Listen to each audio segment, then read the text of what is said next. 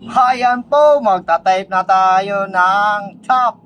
Ayan, magta-type na tayo ng top. Ayan, sulat natin ay 22 key. Ayan ha, 22 key. Ayan.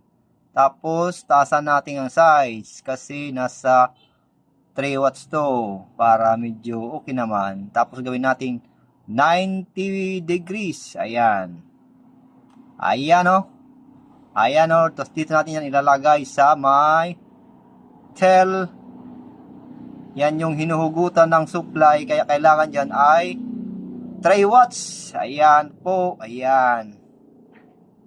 Ayan siya. Ayan. Kasi always 90% na siya. Ayan.